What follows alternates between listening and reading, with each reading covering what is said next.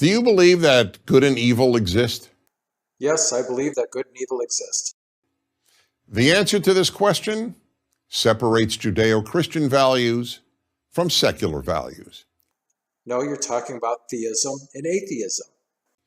Let me offer the clearest possible example: murder. Is that the clearest example? What about slavery? After all, what if we kill somebody in self-defense? Is murder wrong? Is it evil? What if by murdering a group of terrorists you can save innocent lives? Nearly everyone would answer yes. In every situation? Would they? But now I will pose a much harder question. How do you know? I'm sure you think murder is wrong, but how do you know? It's not an issue of how do you know, it's an issue of who you are, what you're fighting for. If you're a protector of people, you're going to try to protect them from being murdered. If I asked you how you know that the Earth is round, you would show me photographs from outer space or offer me measurable data. But what photographs could you show? What measurements could you provide that prove that murder or rape or theft is wrong? Look at Aleppo in Syria. Do you want to be like them? I mean, how much measurement do we really need to realize we don't want to live in a society where murder is rampant? The fact is, you can't. There are scientific facts, but without God, there are no moral facts. You do have scientific studies like psychology and sociology, understanding human behavior and ways to correct human behavior when it's harmful to society. But the area to study that directly relates to morality is philosophy. In a secular world, there can only be opinions about morality. In a secular world, there's no religious test for public office, and the government doesn't dictate how you practice your faith. It has absolutely nothing to do with this debate. They may be personal opinions or society's opinions, but only opinions. Every atheist philosopher I have read or debated on this subject has acknowledged that if there is no God, there is no objective morality. That's because there's never actually been a word of God, only words of men claiming to speak for God. And that's a big difference. Judeo-Christian values are predicated on the existence of a God of morality. So do many other religions. Why aren't you including them? In other words, only if there is a God who says murder is wrong. Actually, the commandment is thou shalt not kill, not thou shalt not murder. Thou shalt not kill, thou shalt not take a life. Is murder wrong? Otherwise, all morality is opinion. But the whole premise of your argument is based on an opinion. The entire Western world, what we call Western civilization, is based on this understanding. Wow, that's a real small-minded way of looking at all of Western civilization. I mean, are you seriously talking about going back to the Romans and the Greeks and the Egyptians? Everything was based off figuring out that murder was wrong? Isn't it amazing how the Egyptians were able to build the pyramids before the Old Testament was even written, before any stories about Abraham or Moses, before Jehovah was invented? And you figured if they made these pyramids, it would have been really hard to do if they were murdering each other. And why just Western civilizations? Why not Eastern civilizations? Looks like they figured out that murdering each other is bad too. Now, let me make two things clear. First, this doesn't mean that if you don't believe in God, you can't be a good person. There are plenty of kind and moral individuals who don't believe in God and Judeo-Christian values. So here we go again with this term Judeo-Christian values. Never mind the fact that Jews reject Jesus and everything in the New Testament. Never mind the fact that Christians reject most of what's in the Old Testament. I mean, after all, we just saw a commandment brought up, thou shalt not murder, which actually was thou shalt not kill. But notice he didn't bring up Moses killing his own people for worshiping a golden calf.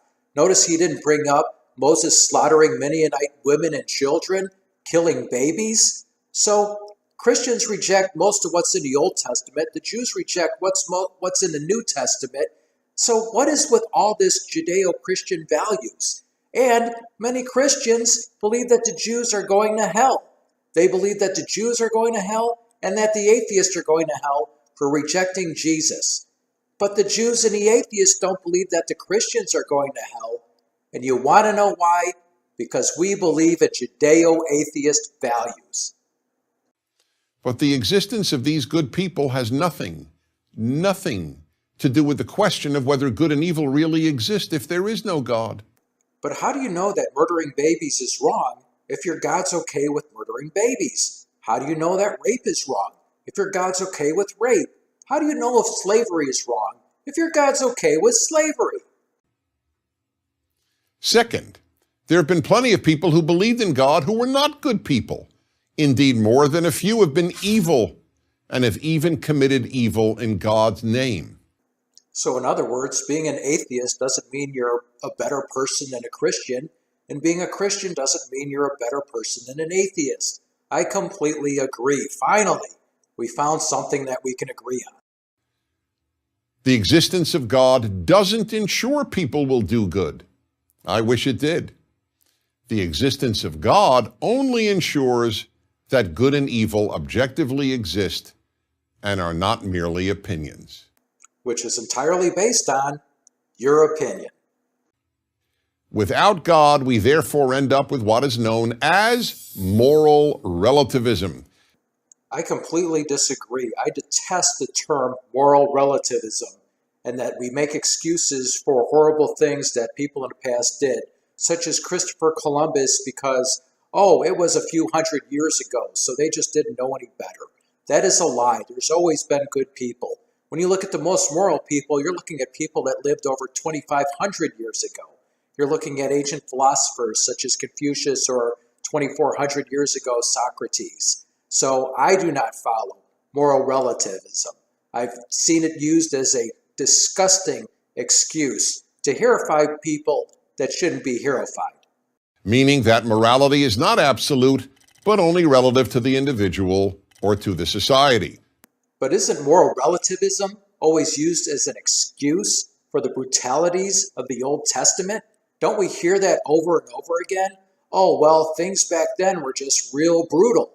And that's why you have all these actions of God's chosen people killing people. Well, they just didn't have all the progress we do now. Things were different back then. Don't we hear that over and over again? Without God, the words good and evil are just another way of saying I like and I don't like. Kind of like I'm going to talk about this part of the Old Testament because I like it, but I'm not going to talk about these other parts of the Old Testament because I don't like that. If there is no God, the statement murder is evil is the same as the statement I don't like murder. Now, many will argue that you don't need moral absolutes. People won't murder because they don't want to be murdered. Well, that's why you have laws against murder.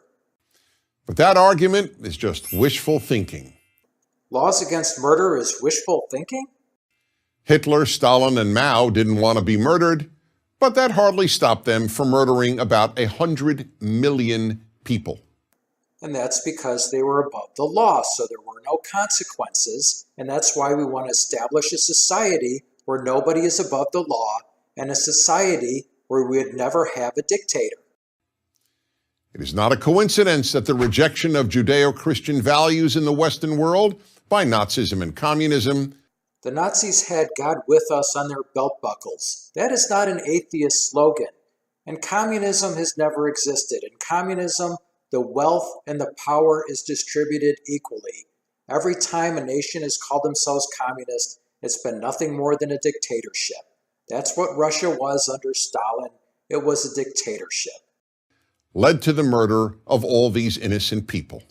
And look at the slaughtering and raping of Native Americans by Christians, or the enslaving of Africans, or look at how many people Genghis Khan was responsible for slaughtering. Or look at the horrible history of Japan during and before World War II against much of China and the horrors that they committed, the murders and the rapes. I mean, how far back do you want to go? Do you want to keep playing this game? Is it some kind of contest? I mean, the bottom line, once again, we don't want anybody taking absolute power. We don't want a dictatorship. We want what we have in this country, a separation of powers.